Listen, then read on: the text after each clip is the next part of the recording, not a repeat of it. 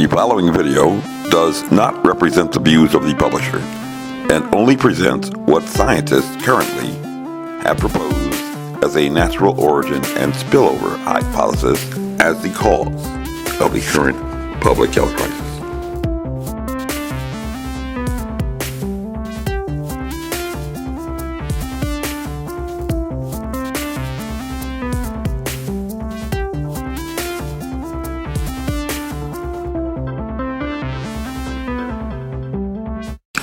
Dr. Anthony Fauci, who has been described as the most trusted voice for separating fact from fiction during the current public health crisis of a global magnitude, had recently made an appearance emerging from a very recent and abrupt retirement to announce some quite alarming news regarding the origins of a pandemic that, according to the Wall Street Journal, may have claimed the lives of over 15 million persons worldwide, more than half the total figure reported currently by the World Health Organization. The official figures. According to the esteemed Dr. Anthony Fauci, in his fireside chat with Ann Coachman to the Boston Globe, we may not ever know the cause of this current public health crisis. Indeed, we may not ever know, but that is why, at least I believe, we have a scientific method. And indeed, on previous occasions before his abrupt retirement, the esteemed Dr. Anthony Fauci had stated his position that we should consider all possibilities until we definitely prove one. That was the old Anthony Fauci before retirement. That we must keep an open mind, and conceding with an open mind that it's wholly conceivable that you may have had a lab leak, as some indeed believe. But in his expert opinion, as the former top advisor to the president, the more likely explanation is a mutual evolution from an animal host to a human. From an animal host to a human. And further, if I might hazard, it was his colleague, Dr. Kristian G. Andersen of the Scripps Research Laboratories, who had warned that a failure to comprehensively investigate the zoonotic origin through collaborative and carefully coordinated studies would leave the world vulnerable to future pandemics arising from the very same activities that have repeatedly put us on a collision course with these novel viruses. The same human activities suggesting a recurring activity by humans that have repeatedly put us on a collision course with these novel viruses indeed. But still the question lingers as to exactly how and from what exact zoonotic source our current public health crisis is attributed to. And indeed a question, it would seem, at least strongly, one of those anomalies to be resolved with the advances and wonders of science.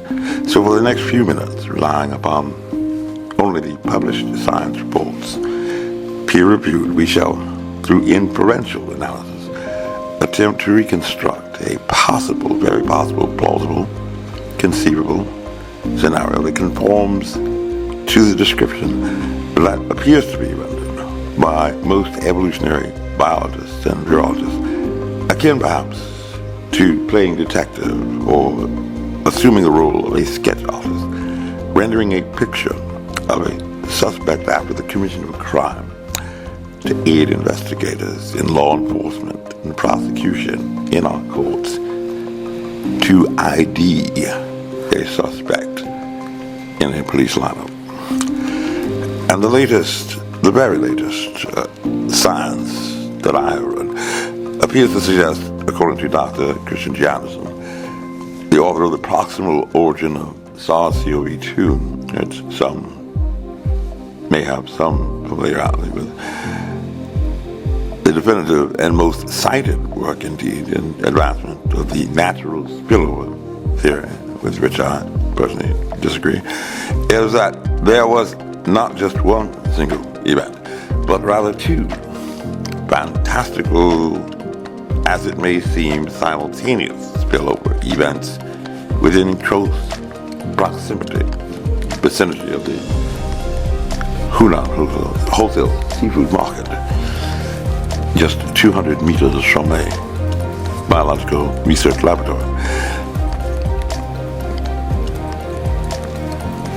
And that had occurred apparently in around mid-November 2019 from Dr. Andersen's calculations, derived through an inferential analysis, not tied to a specific case that has been identified in forensic evidence, mind you, but giving rise to what has been described in two recently published peer-reviewed studies that find Dr. Andersen as a co-author as lineage A and lineage B tied to identified cases.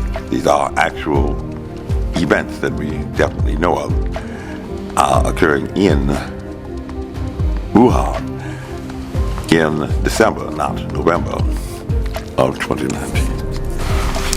In one recently peer-reviewed study, Dr. Kristian Andersen had joined with Dr. James E. Picard of the prestigious Johns Hopkins University to demonstrate that SARS-CoV-2 genomic diversity before February 2020 likely comprised only two distinct viral lineages denoted A and B, stating that phylogenetic rooting methods coupled with epidemic simulations reveal that these lineages were the result of at least two separate cross-species transmission events into humans.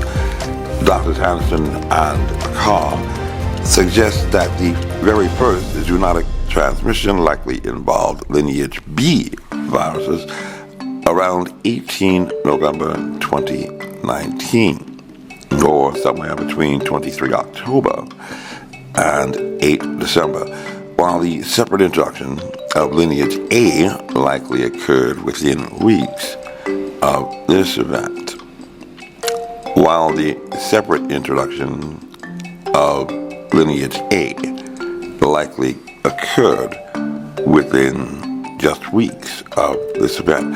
And it is their shared conclusion, along with the esteemed Dr. Fauci, that these findings indicate that it is unlikely, very unlikely, that SARS-CoV-2 circulated widely in humans prior to November 2019, and to find the very narrow window between when SARS-CoV-2 first jumped or spilled over into humans and when the first cases of COVID-19 were reported. They state in support of their inferential analysis that, as with other coronaviruses, which would include SARS and MERS, SARS-CoV-2 emergence likely resulted from multiple zoonotic events, a chain series of animals passing on infections and finally colliding with humans in what have been described as these repeated collisions with novel viruses arising from distinctly human activities, indicating that perhaps reasonably one might want to build a wall of separation, so to speak. But in another recent study, very recent study, also published around the same time, in which Dr. Andersen joins with Dr. Michael Warby, certainly a very familiar name for most of us who have followed the evolving science, as it were, during the current global public health crisis.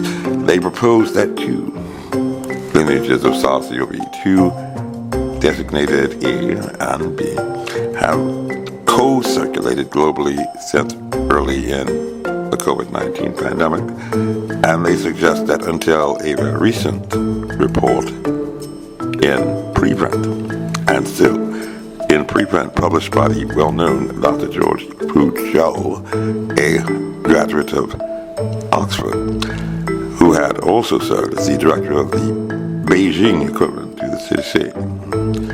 For some background information regarding this preprint study upon which Dr. Andersen had relied for his works, only lineage B sequences had been sampled after the Hunan market.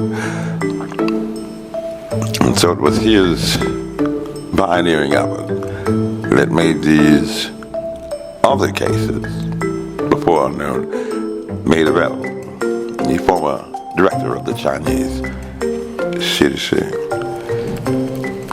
Prior to the preprint published by Dr. Zhao, again, the former director of the Chinese CDC, whose publication, the science report, is still in preprint for whatever reason. The only forensic evidence from the Wuhan outbreak attributed to what had arisen first as only a pneumonia of unknown origin or etiology, with no fatalities until January 10th, 2020, quite a considerable amount of time. There had been a total of 11 lineage B cases, the first identified, from December 2019 that had been initially identified as having only resided within close proximity to the wet market, and another 27 of a total of 41 identified by January 14th, 2020, according to the World Health Organization, who had been associated with the Hunan wholesale seafood market. So clearly we have a density of cases associated with the market, and then another 11 that are located in the neighborhood. Hence, the idea of a spillover, one would assume. However, the only two lineage cases from the A variety for which we have a location involve the two earliest lineage A genomes known to date. However, neither of these two lineage A cases had any report of contact with the Hunan market, which raises quite an interesting anomaly as to how these persons may have been infected. On television crime shows, within the television crime show genre and murder mysteries, with which many in the public may find fascination and entertainment, picturing themselves vicariously as amateur sleuths, a detective might say, in the case of lineage A infections, the trail ran cold. And with the most cases associated with the wet market and lineage B, much attention had become quite fixated upon finding a solution to the case of the origins there. However, as Dr. Michael Warby has often mentioned in his reports, research scientists who are tasked with determining causation and not just coincidental correlation, which may intrigue television audiences, are aware of what has often been described as ascertainment bias, which arises when data for a study or analysis are collected, surveyed, screened, or recorded, such that some members of the target population usual suspects are less likely to be included than others, a phenomenon that attorneys might describe as mounting circumstantial evidence, which often provides the stage for multiple crime mystery stories. A body is found. The first suspect has a bloody knife and blood all over his hands, and at the very beginning of the murder mystery, this character is immediately arrested, called in for questioning by the police, while he, or she, as may be the case, proclaims his or her innocence. It is a movie and television formula that has delighted audiences of amateur sleuths for many years. And one early study published in The Lancet by Andersen had determined that most patients work at or live around the local Hunan seafood wholesale market, painting at least an ascertainment bias in the larger public mind that the source of the outbreak had to be at the marketplace. And the very first known case of illness had been identified as a female seafood vendor at the market on March 10th, 2019. And under the immutable law of market primacy, numero uno, number one, in selling whatever you want to sell, the public connection of the source of the outbreak was beginning to become fixated upon the marketplace. But for the scientists examining the problem, there was a very clear problem with the picture of a female seafood vendor being the first reported case of infection, giving rise to a need for more investigation, because coronaviruses are exclusive in infections to only mammals and birds, which seafood would not qualify as a suspect. And the female vendor, therefore, at least to a research scientist with a trained and skilled eye, could not have acquired a coronavirus infection from contact with seafood, even if this ascertainment bias may have continued in the public perception of what had in fact occurred, being drawn away from the actual cause by their emotions and not the facts. And as Dr. Michael Warby has pointed out, just as it is now clear that live mammals susceptible to coronaviruses, not just seafood, including raccoon dogs, were sold at the Hunan market and 3 other live animal markets in Wuhan before the pandemic. Pursuing this line of inquiry, Dr. has observed that severe acute respiratory syndrome-related coronaviruses, SARS-CoVs, were found in raccoon dogs during the SARS outbreak in 2003. Another suspect, which some have concluded was facilitated by animal to human contact in live animal markets in China. Humans and animals facilitating infection. And if raccoon dogs infected with the coronaviruses during the SARS outbreak are observed, an ascertainment bias might dictate the conclusion that raccoon dogs being sold at the Wuhan market, therefore, would have to have caused the outbreak.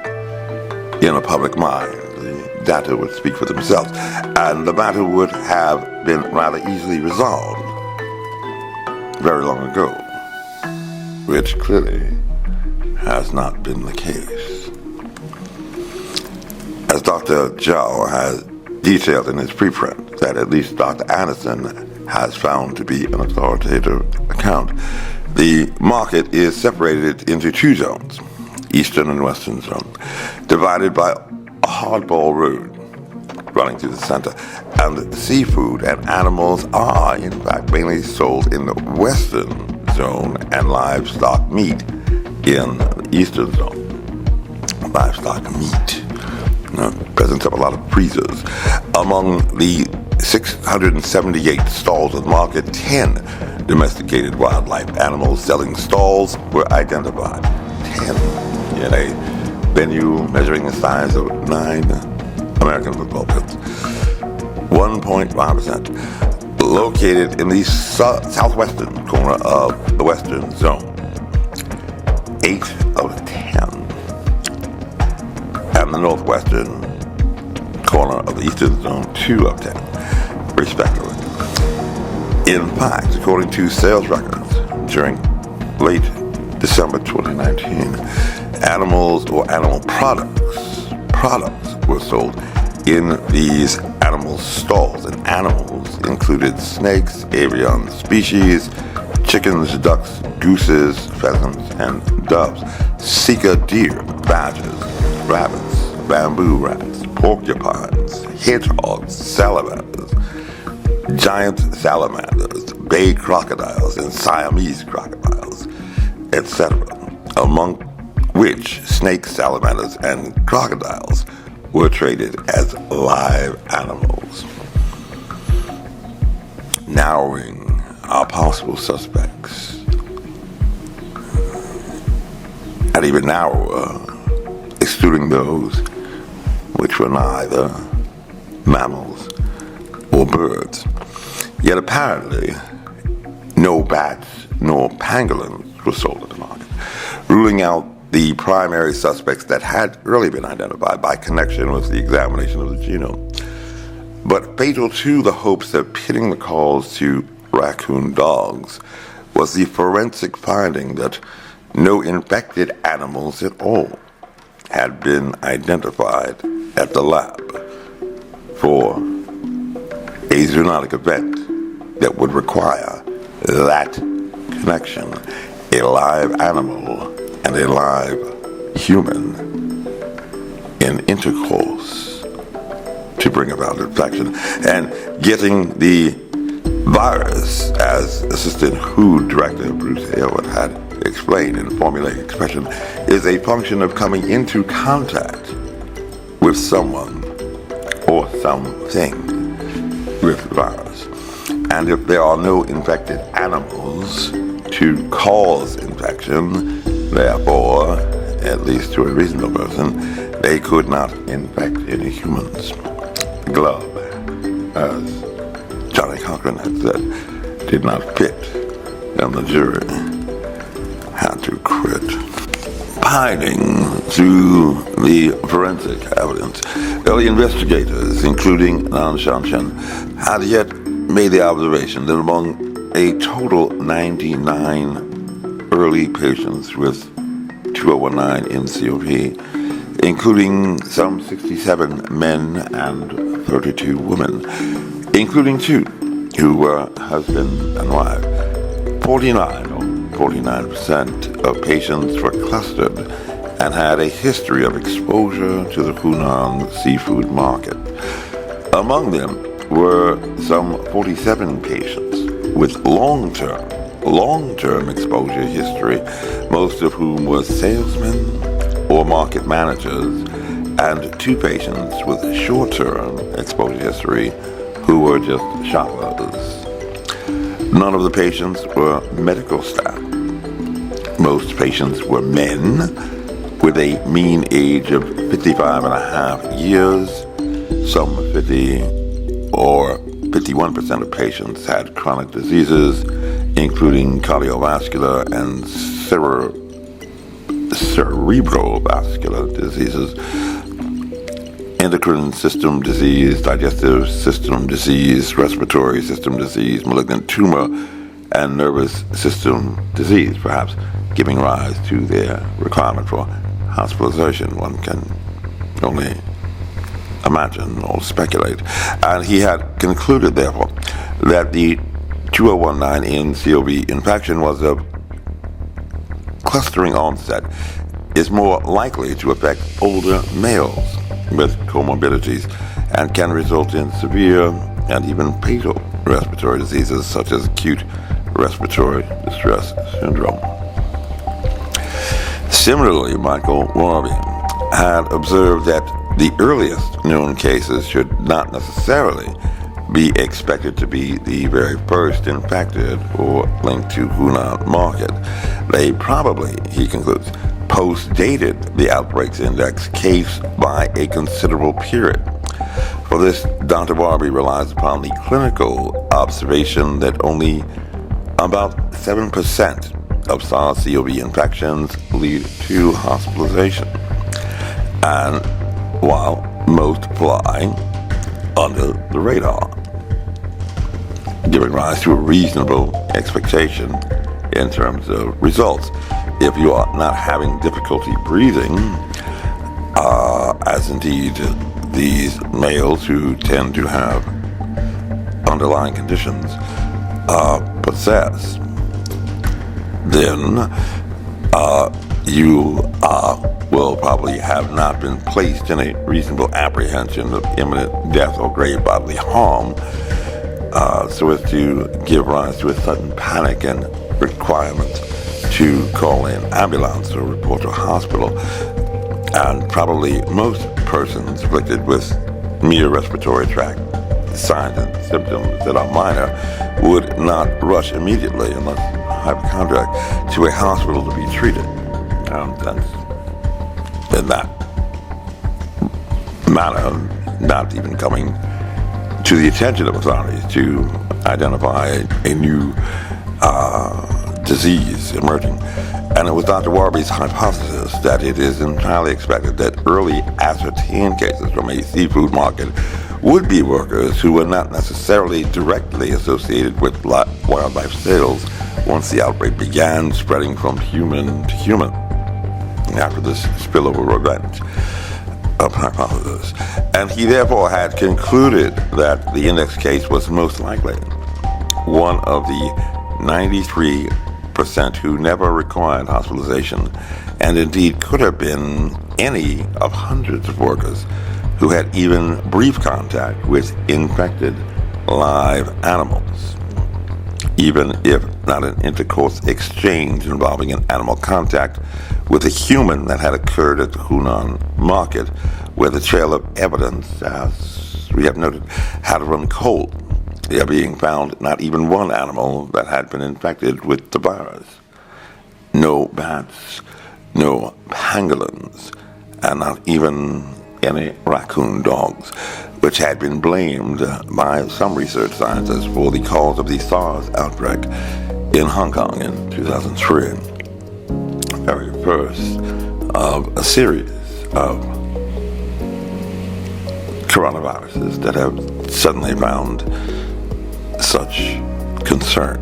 And this roadblock caused some research scientists to redirect their attention from the lineage B line of cases that had been associated with the wet market to direct their focus upon those associated with the lineage A cases, a line that had found absolutely no connection to the seafood market at all. According to Dr. Warby, the very first case was detected before any knowledge of possible association of the unexplained pneumonia in Wuhan with the Hunan market, and therefore could not have been a product of ascertainment bias in favor of cases residing near the market. As Dr. Warby has explained, the now famous earliest COVID-19 case, a 41-year-old male accountant, like those who tend to suffer the worst outcomes, and who had lived 30 kilometers south of the Hunan market, but had no connection to it. Illness onset reported as of 8 December may have become ill with COVID-19 considerably later, and when interviewed, he reported that his COVID-19 symptoms started with a fever on 16 December after some exposure to the virus, because it takes an incubatory period of anywhere between 2, 5, maybe even 10 days. This is corroborated by hospital records and a scientific paper that reports his COVID-19 onset date as 16 December, and date of hospitalization had a sufficient exposure to require hospitalization as of 22 December. This suggests, he concludes, that he may have been infected through community transmission after the virus had begun spreading, since he had no contact with the market that had no animals that were infected. And Dr. Warby remains convinced, despite the absence of evidence, that this community transmission had to have found its origin from Hunan Market, the location with which most of the circumstantial evidence finds a connection, by definition, an imported ascertainment bias. Nonetheless, Dr. Warby reports that he, the 41-year-old male accountant, had believed that he may have been infected in a hospital or on the subway during his commute. He had also traveled north of Hunan Market shortly before his symptoms began. And this would certainly fall in line with what many of the public were attributing to the cause when he was being questioned as to where he may have been infected. And this would certainly seem at least conceivable that he had come into contact with many people on a subway. Therefore, in his mind, he may have acquired his infection there, and he had been near the market, and so he may have found his infection there. But what the 41-year-old accountant involved is a medical expert, nor a doctor or epidemiologist, researcher, an investigator, which was the very reason, most likely, that he found himself reporting to a hospital with symptoms of pneumonia on December 16th, and not simply treating himself, although obviously some people believe that he can diagnose where he acquired his disease. Yet, further buttressing the ascertainment bias of an origin at the wet market, arising from an intercourse between animals and humans at the wet market, is the report, as repeated by Dr. Warby, that the first reported case, the female seafood vendor, had reported knowledge of several possible COVID-19 cases in clinics and hospitals that were near Hunan Market from 11 December. Her observations as a seafood merchant going to a hospital, giving reports that not even the doctors had provided to researchers, and Hunan Market patients were hospitalized at Union Hospital as early as 10 December, a confirmed, validated record. And intriguingly, what has now been identified as the second case of infection,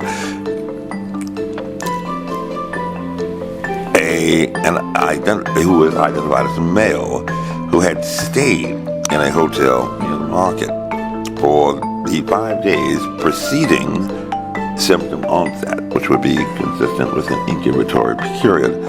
So at least as for the general location, this patient's 5-day visit in Wuhan fixes the locus somewhere in the vicinity of Wuhan.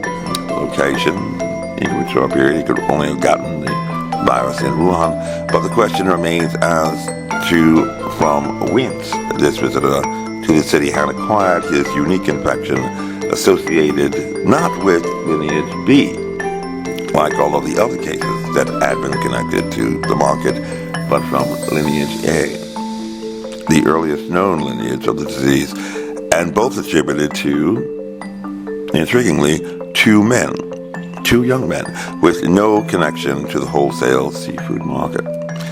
And science says that the virus is spread from person to person or animal through close contact and respiration events, such as breathing, talking, sneezing, coughing, or even sneezing.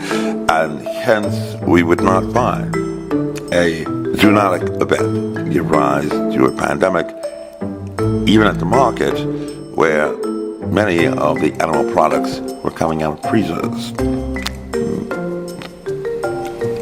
Most animals that are in freezers are already dead and are probably not breathing, and also certainly not coming from any of the seafood or other animals that were not either birds or mammals, therefore limiting the scope of our inquiry. And at least according to Doctors Lydia Marosco and Lindsay Seymour of BTech, such intercourse would probably not be sufficient exposure to give rise to an infection through just casual contact, brief in duration, as reported in a case study that had examined and had been used to promote the modification of the droplet theory of transmission, which had taken hold early in the pandemic and public health crisis, to an aerosol transmission theory, or infection caused by a sufficient exposure to very fine particles, which may in fact persist in the air for up to 2 hours, even after an infected person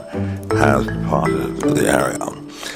According to their study, involving what is described as an index case, patient 0, or a person identified as infected who had in turn passed on his or her infection to others in an outbreak or super spreader event on January 24th, very early in the public health crisis. A total of 91 persons, 83 customers, 8 staff members were in the restaurant. Of these, a total of 83 had eaten lunch at 15 tables on the 3rd floor, socially distanced 1 meter apart for each table. Among the 83 customers, only 10 became ill with COVID-19. So a super spreader definitely limited in its range. The other 73 were identified as close contacts and quarantined for 14 days, but none developed an illness that could be detected. A total of 91 persons in a dining room measuring some 145 square meters, to which the index case, or patient 0, identified as patient A, was a man from Wuhan who had been infected in Wuhan and then had decided to travel from Wuhan to Guangzhou by train from January 22nd to January 23rd, a journey of some 614 miles on a train, and traveling with 3 members of his family, and he had somehow, failing to infect anyone on the train that he took for 614 miles, 2-day travel, had eaten lunch together at a restaurant where a super spreader event outbreak has been reported to have occurred, infecting not only the members of his family with whom he had been traveling on a train for the previous 2 days on a 614-mile journey, but at this restaurant, something magic about this restaurant, had managed to infect only 2 other families in the restaurant in a 30 square meter corner of the dining room, serviced by only 1 air conditioning vent. Great mystery. And failing to infect any of the total 91 other patients and staff in that dining room, not even the 8 staff persons who had entered within close proximity throughout their dining visit. And the only common connection shared, according to reports, beyond contact with the index case in family A, the infected person's family, was the forensic evidence that families A and B were each seated for an overlapping period of 53 minutes, with family B only 2 persons seated to his fore or his front, while families A and C had shared an overlapping period of 73 minutes while seated to his rear. Families to his front, families to his rear, all infected. Hence, at least scientists know and recognize that the zoonotic intercourse event that would have had to have occurred to give rise to this reported spillover event would have to have been a mutual intercourse in the beginning that had a temporal duration of approximately at least an hour of intimate connection to provide a sufficient exposure to have brought about the first infection that gave rise to an infection that the Wall Street Journal today has attributed to over 15 million deaths worldwide. But as the esteemed Dr. Anthony Fauci has now conceded tragically as to this elusive mystery of how this natural evolution may have occurred, we may never know. Indeed, we may never know. But as Dr. Andersen has so poignantly warned, a failure to comprehensively investigate the zoonotic origin through collaborative and carefully coordinated studies would leave the world yet vulnerable to future pandemics arising from the very same human activities that have repeatedly put us on a collision course with novel viruses. The same human activities that have repeatedly put us on a collision course with novel coronaviruses. And so there we have it. Shall mysteries, even for science, may never be known and resolved for mankind. But perhaps one day, some breakthrough may yet help to resolve this one vexing mystery with the elusive zoonotic source. And what a remarkable achievement for science that will be. And yet, what a tremendous loss for storytelling. Perhaps the answers are right before our very eyes. Indeed, perhaps the answers lie before our very eyes, blinded by the pride of man.